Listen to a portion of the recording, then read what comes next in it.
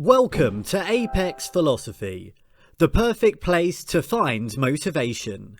Be sure to subscribe and listen every day so you can become your best self. Please like and share the video to help inspire others. How to stop being lazy. How do you stop being lazy? It's a simple question with a simple answer. And yet, most of us are still lazy even when we have the answer to it. So, are we really asking the right question? What is laziness?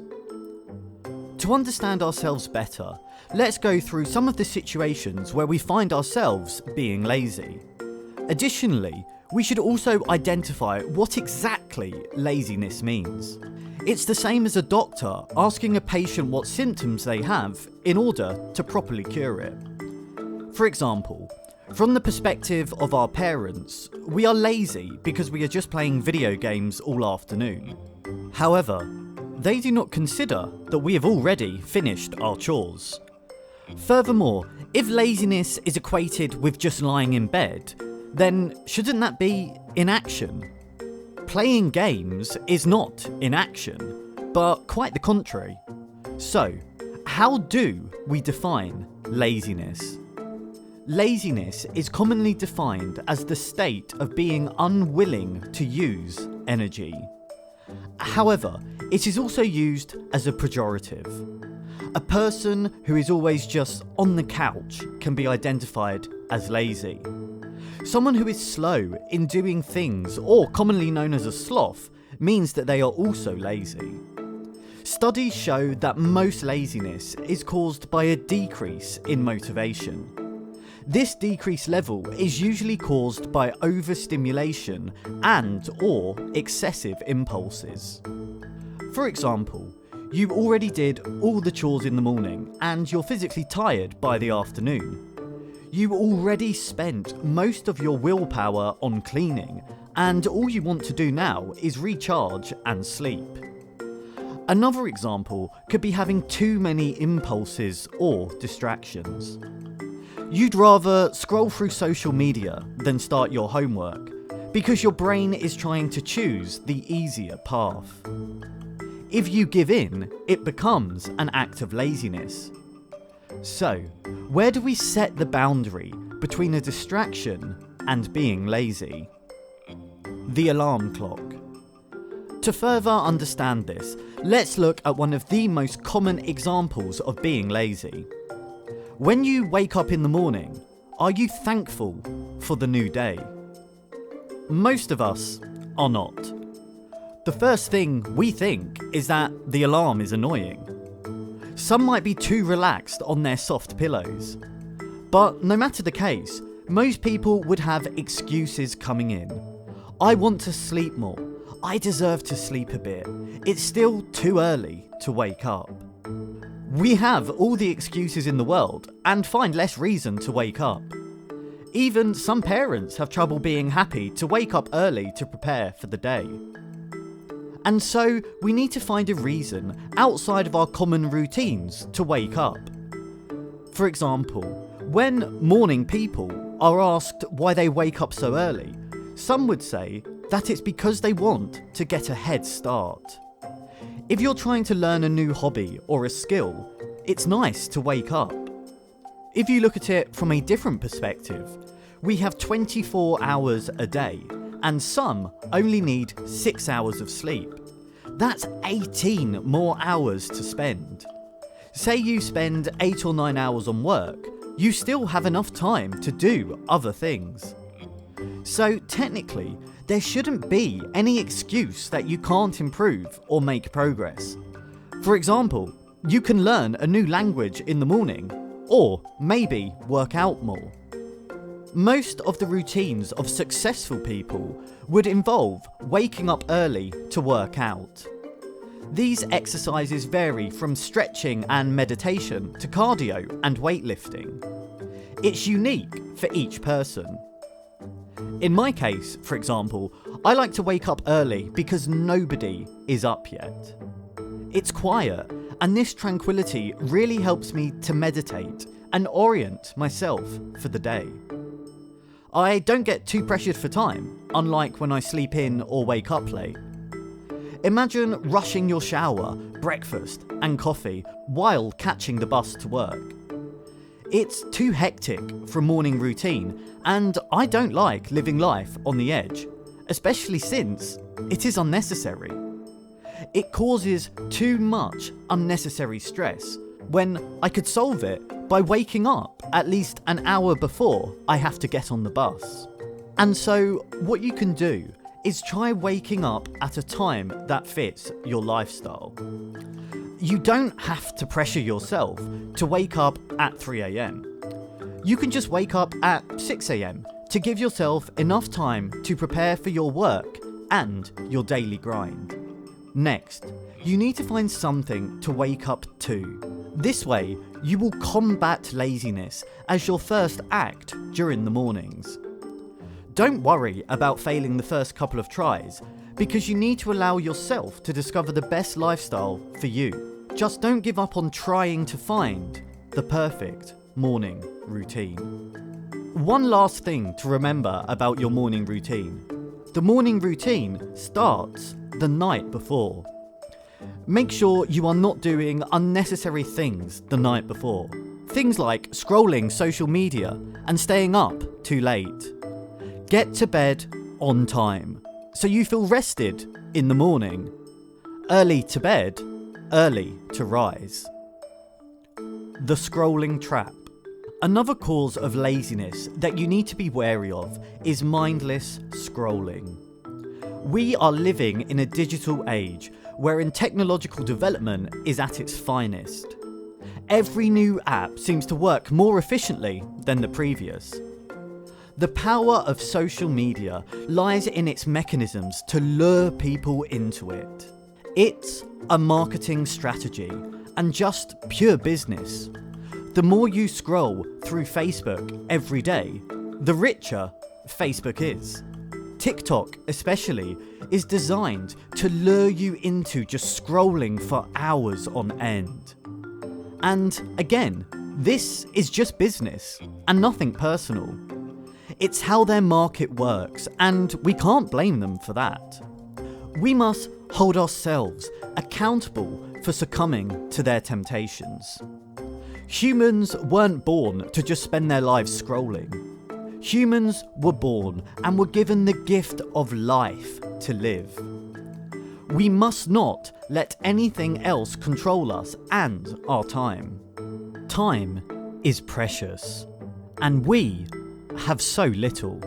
The best thing to break this scrolling habit is to have an appropriate schedule for it. For example, if you're having a couple of minutes of break from working, you can permit yourself to scroll just a bit. You can even put an alarm clock on so that you'll be conscious if 10 or 15 minutes have already passed. Social media isn't bad. It's the same as drinking alcohol. Alcohol itself isn't bad, but having too much can harm your health. If used in moderation, it's actually much more helpful. For example, an occasional night out with friends is good for boosting your social skills. You might also meet new people and strengthen your bonds with your friends. In the same sense, social media is a place to interact with other people, but not to get lost. We must not let it become an addiction. Be conscious about your habits and find ways to make them healthy. The hustle culture. On the note of health, I'd also like to point out the change in the definition of productivity. In today's world, everyone seems to be busy. And growing up, we were taught that being busy is good. We need to be productive and hustle to achieve great things in life. However, there is a fine line between overworking and hustling. From our former example, your parents might think you're lazy for being an afternoon couch potato, even after you've finished all your chores. Isn't that unfair? This is why we should have a clear definition of productivity. Being productive is what most people think is the opposite of laziness. However, being productive doesn't always mean that you need to work.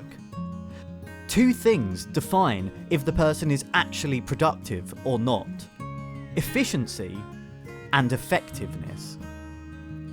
Efficiency means getting work done, while effectiveness means getting the right things done.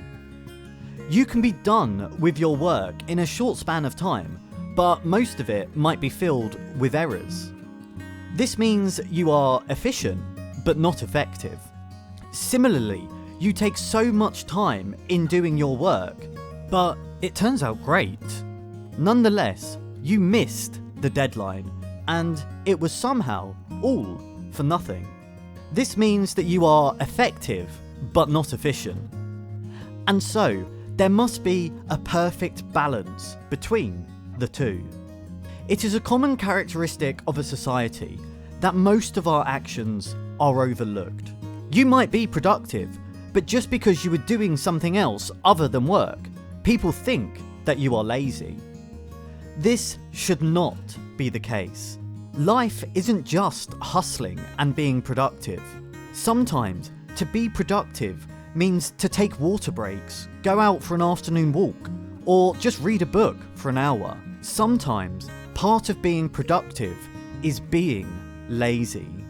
Even in the Bible, God rested on the seventh day. It is very important to incorporate rest into your routine. Otherwise, you will get burnt out and you become less efficient and less effective. Your mind becomes dull. Your body starts to slow down. You are only human. Even if you have great endurance, your body and mind can only take so much productivity until they need to rest and recharge. Make sure you give yourself that time. If your body and mind are rested, you will be more willing to get up and spend some energy. I mean, you have to have the energy to spend, right? The breakdown.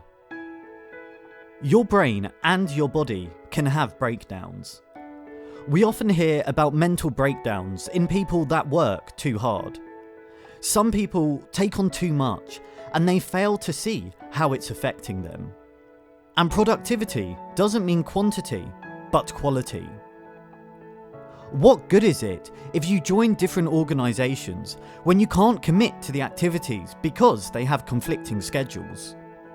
Similarly, what good is it taking up new skills and classes when you can't even concentrate on them? Sooner or later, if you still have your mental health intact, your body might give up on you. You might even experience blackouts or over-fatigue. Learn what is best for you.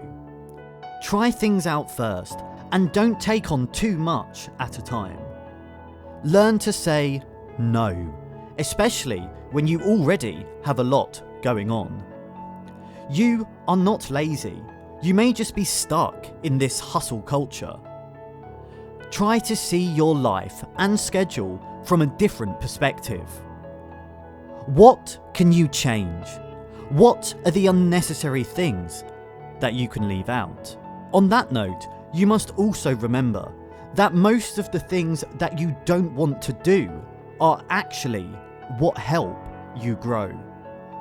For example, waking up early, even though it's hard, could help by giving you ample time to prepare for work. Doing the simple chores ahead could save you time in the long run. For example, imagine cleaning your windows every day rather than letting the dust accumulate on them. And this cleaning would only take a moment. You would have a clean environment and you won't have to dedicate a day of the weekend just to cleaning stuff in your house. In addition to that, you must also understand the things that you are feeling too lazy to do, you would eventually have to do them. So why not just do it now? You're lazy to wake up. That's normal, but you would eventually have to. Are you lazy to clean your room? You will eventually need to. There is no escaping it, so why not just face it and make it better? Stop wasting time arguing with yourself. Just start. You'll be done before you know it. A perfect balance. To achieve the perfect balance in productivity and to stop being lazy, you can try out these cool techniques. The first is the Pomodoro Technique. It's often used by students when they want to concentrate on studying for a test, but it's also applicable to everything else. What you need to do is take the task head on for 25 minutes and then have a 5-minute break. Afterwards, do it again for 25 minutes and have a 10-minute break. Your break increases as you go on. Another technique you can apply is the 5-minute rule. Basically, if it doesn't take more than 5 minutes, then do it immediately. This rule will help you get the little things done and avoid them piling up. Sometimes we just need a bit of a push to stop being lazy. There is a second version of the 5-minute rule, to just start on a task for 5 minutes and stop if you don't feel like continuing. What this will find is once you get starting, you'll want to finish. Lastly, we have the 80-20 rule. Some lazy people are actually geniuses. Because they are lazy to do stuff, they find ways to make it easier. For example, what's the point of studying everything when you only need to know the basics? You'll be saving yourself from information overload, and you'll also be building foundational knowledge that can apply to other things. We can see here that sometimes being lazy isn't all that bad. So again, find the perfect balance in productivity. Be conscious of your lazy habits and find out what is motivating them. Maybe you are avoiding something you should be delegating to someone else. Maybe you need to think of a better reason or motivation. Maybe you just need a break. Sometimes we need to be lazy in order to recharge. Good luck on your journey. Thank you for listening. Comment below and don't forget to like the video and subscribe, and we'll see you next time.